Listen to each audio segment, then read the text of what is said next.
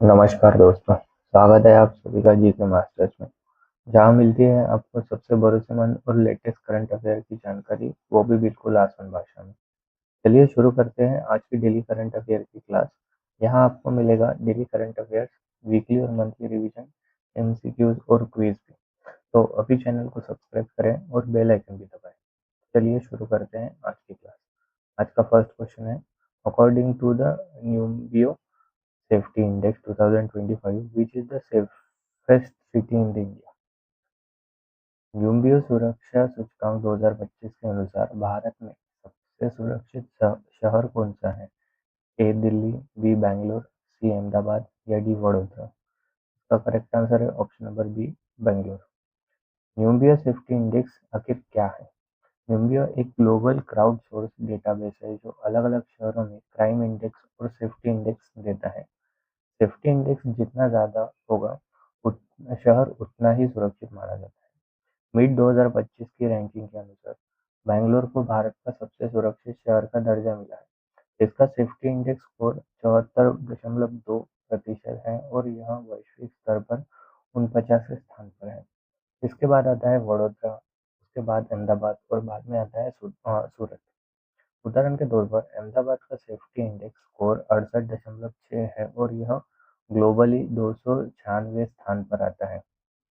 News 18 की report में भी अहमदाबाद को भारत का सबसे सुरक्षित शहर बताया गया है, लेकिन यह क्राउड सोर्स क्राइम इंडेक्स पर आधारित एक और वर्जन है, जबकि अधिकांश मिड 2025 के स्रोतों ने बैंगलोर को टॉप स्थान दिया है। देखते हैं next question, question number 2। Recently, which state government has decided to rename Khairthal Tijara district as the Bhartrihari Nagar जिला? हाल ही में किस राज्य सरकार ने खैरथल तिजारा जिले का नाम बदलकर भ्रुथरी नगर जिला करने का निर्णय लिया है? ए राजस्थान, बी मध्य प्रदेश, सी उत्तर प्रदेश या डी उत्तराखंड? इसका करेक्ट आंसर है ऑप्शन नंबर ए, राजस्थान। राज्य सरकार ने हाल ही में खैरथल तिजारा जिले का नाम बदलकर भ्रुथहरी नगर जिला रखने का निर्णय लिया है। इस जिले का निर्माण पहले राजस्थान में हुआ था, अब इसी राज्य ने इसका नाम भर्तृहरि नगर कर दिया है। यह नामकरण राजा भर्तृहरि के सम्मान में किया गया है, जो इस क्षेत्र में तपस्या और आध्यात्म के प्रतीक कर रहे हैं। उनका समाधि स्थल और भर्तृहरि मेला स्थानीय धरोहर का हिस्सा है। मुख्यमंत्री भजनलाल शर्मा ने यह प्रस्ताव मंजूर किया। अब इसे कैबिनेट की मंजूरी और गृह मंत्रालय की स्वीकृति के बाद अधिसूचना जारी करके आधिकारिक रूप से दिया जाएगा। नया मुख्यालय, साथ ही इस निर्णय के साथ भिवाड़ी को नए जिला मुख्यालय के रूप में नामित किया जा रहा है। देखते हैं question number 3। Which of the following states has produced the highest number of the coarse grain in the year 2024-25? निम्नलिखित में से किस राज्य ने वर्ष 2024-25 में सबसे अधिक मोटे अनाज का उत्पादन किया है? ए हरियाणा, बी पंजाब, सी हिमाचल प्रदेश या D Rajasthan? Press information bureau यानी कि पीआईबी द्वारा जारी आंकड़ों में दिखाया गया है कि राजस्थान ने कोरस ग्रेन जैसे बाजरा, ज्वार इत्यादि की खेती में अग्रणी स्थिति बनाई है। इस रिपोर्ट के अनुसार राजस्थान में कोरस केरल के अंतर्गत कुल 3736.10 हजार हेक्टेयर क्षेत्र अंतर्गत है, जो कि बाकी सभी से कहीं अधिक है।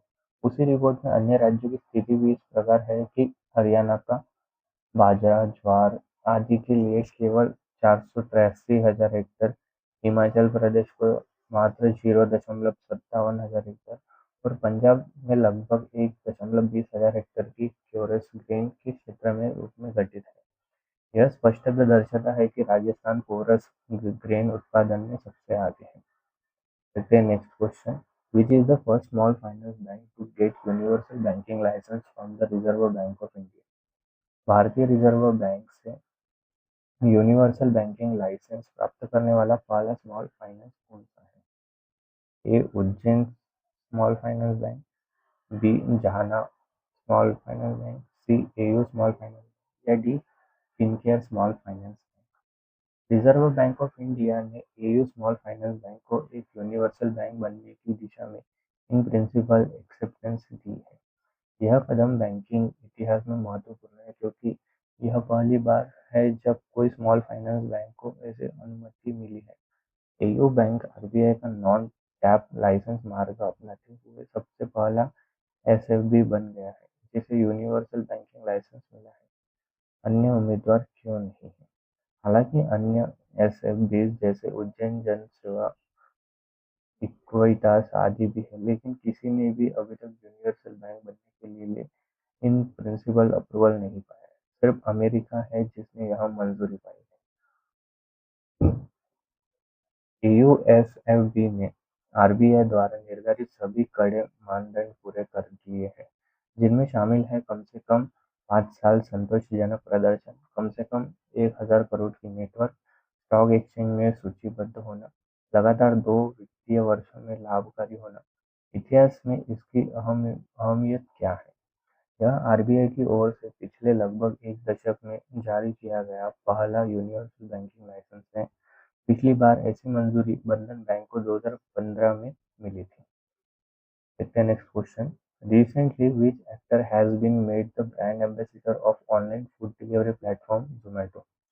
हाल ही में online food delivery platform Zomato ने किस अभिनेता को अपना ब्रांड एम्बेसडर बनाया है? A Shahrukh Khan, B Akshay Kumar, C Salman Khan या D Amitabh Bachchan? Correct answer है option number A Shahrukh Khan. Online food delivery platform Zomato ने शाहरुख खान को अपना नया ब्रांड एम्बेसडर नियुक्त किया है।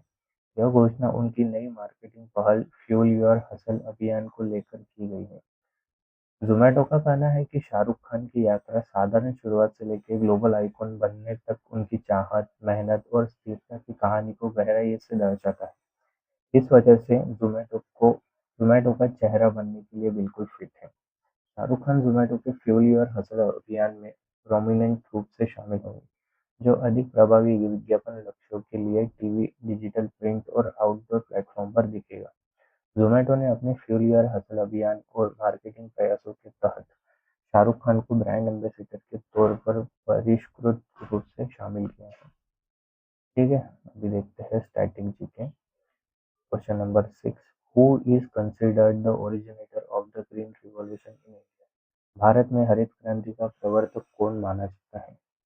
A M S Swaminathan, B C N R Rao, C Indira Gandhi या डी सुभाष चंद्र बोस?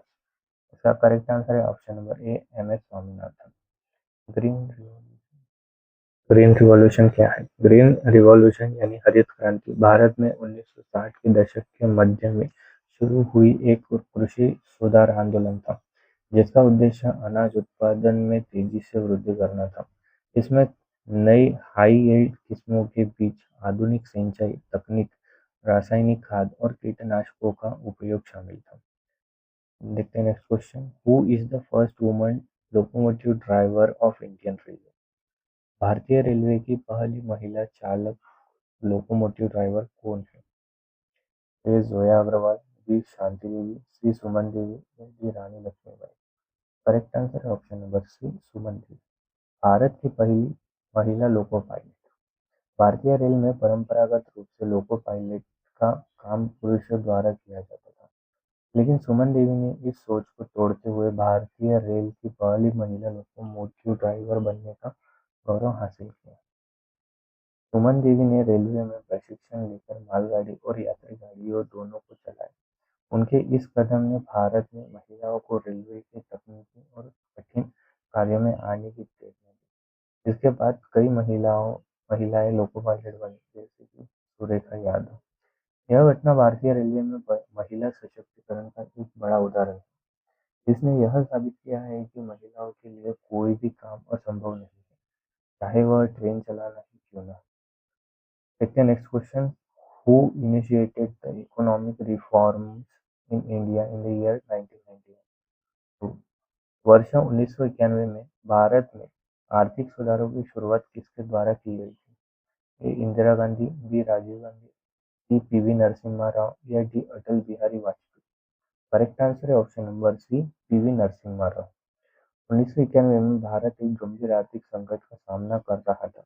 विदेशी मुद्रा भंडार खत्म होने के कगार पर था, महंगाई बढ़ रही थी और विकास दर बेहद कम थी। इसी समय पीवी नरसिम्हा राव भारत के प्रधानमंत्री बने और उन्होंने डॉक्टर मनमोहन सिंह को वित्त मंत्री नियुक्त किया। नेक्स्ट क्वेश्चन है, in which temple is the Dravidian style architecture found for the first time in India?